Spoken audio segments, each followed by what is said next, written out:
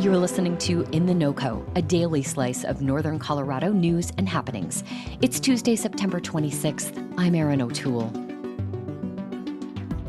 All eyes are on an Aurora courtroom for the Elijah McClain case. McClain, a 23-year-old Black man, died 4 years ago during a violent encounter with Aurora police and paramedics. His death has had major reverberations in Colorado and far beyond. The first of 3 trials that's underway involves 2 police officers charged in his death, Roedema and Jason Rosenblatt. In total, 3 officers and 2 paramedics face charges that include criminally negligent homicide, manslaughter, and assault. They have all pleaded not guilty. Today, we focus on what we know about police's involvement in McClain's death with KUNC reporter Rae Solomon. She covered his death and many of the developments that followed. Rae, welcome to In the NoCo. Hi, Erin. Now, before we talk about his death, let's discuss Elijah McClain's life. Rae, could you briefly tell us about Elijah McClain? Yeah, Elijah McClain, he was 23 years old in 2019. He was Black, he lived in Aurora, and by all accounts, he was this really creative and playful person. He worked as a massage therapist, he played violin, and his mother, Sheneen McClain, said that he was planning to go to art school. She also described him as like a really free spirit, a little bit eccentric, like someone who would just do handstands for no reason. And he was also kind of a small guy. He was just 140 pounds and very gentle. He was a vegetarian, and he just kind of walked to his own beat. Now, you did a lot of investigative work uncovering details about McClain's death. What do we know about that night? Yeah, on August 24th, 2019, McClain was stopped by police on his way home from a convenience store. They were responding to a call they'd gotten about someone who looked sketchy. And things escalated really quickly from there. In the body cam footage, McClain is obviously scared. He tells police that he's an introvert. He says he was just going home. But the police, they just don't seem to hear him. And before you know it, McClain is on the ground.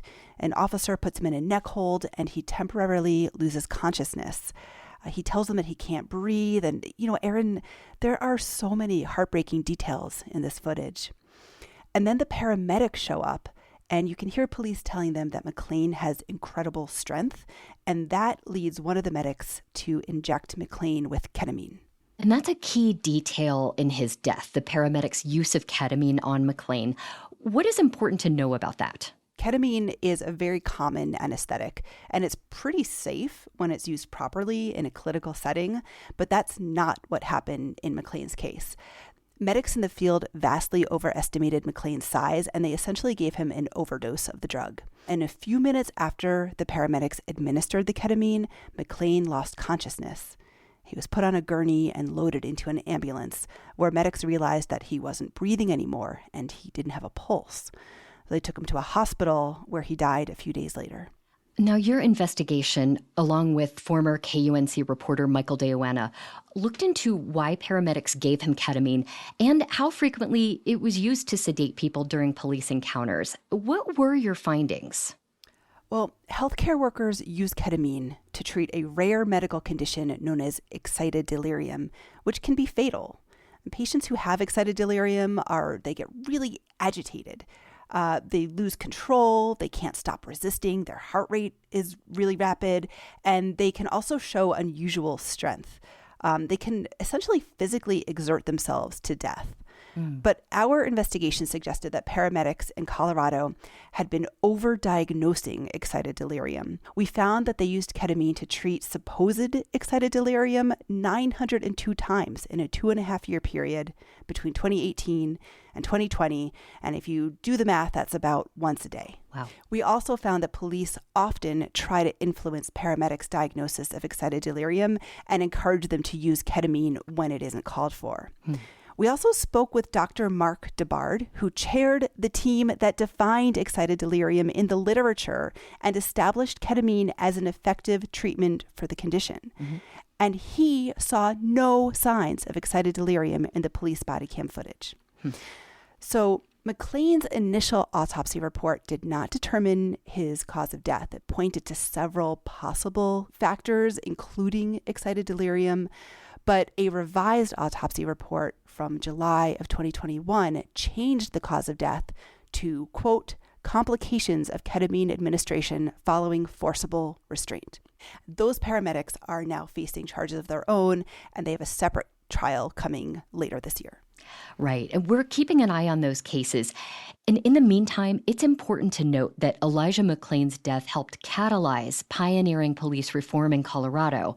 Protesters took to the state capitol for days following the murder of George Floyd in 2020. They also were protesting McClain's death. Democratic State Representative Leslie Herod sponsored a sweeping police reform bill. Now, after it passed, criminologist Howard Henderson at the Center for Justice Research told our colleague Robin Vincent that Colorado was leading the way on police reform. There's no other state legislator in this country that has been able to do what Colorado has done to date. It just hadn't happened. Henderson said these reforms address multiple aspects of policing, from accountability measures to data collection and things like banning the chokehold police used on Elijah McClain. And it also requires cops to intervene when they see other officers using excessive force. And, since the law passed, police are facing charges for these things. That's right. But Colorado has been slow to comply with a crucial part of the law, making police use of force data public. Meanwhile, the McClain family is still waiting for justice. Rae, you and I spoke with Elijah McClain's mother, Sheneen, following the release of a months-long investigation. It found police officers and paramedics acted inappropriately at almost every point when they confronted McClain. And I want to play a clip from that conversation. Well, he's already gone. I can't get him back. But justice for me means everybody that was there, everybody that participated, and everybody that did not de-escalate. One, they need to be fired, and there needs to be criminal charges because there is negligence. They have to be able to spend time in jail so that they understand the severity of their crime, because it is a crime. Rae, what struck you most about that conversation we had with Sheneen McClain? Yeah, Erin, I remember that conversation very well. She told us then that she would never have closure. She said the best she could hope for was justice, but even that was a long shot in this country. Right. KUNC's Rae Solomon, thanks so much for your reporting on this. I'm happy to do it, Erin. As trials for the death of Elijah McClain continue for the officers and paramedics facing charges, we'll be following those developments. You can stay up to date on the legal proceedings at our website, KUNC.org. Do you have questions about policing in your community? Would you like to see change? We would love to hear your thoughts. You can email us at NoCo@KUNC.org. That's NOCO@KUNC.org.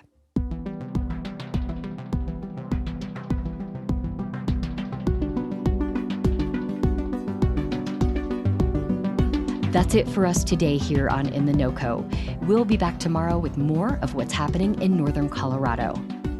Our producer is Jocelyn Mesa Miranda. Robin Vincent is our executive producer. I'm Erin O'Toole. We'll see you next time.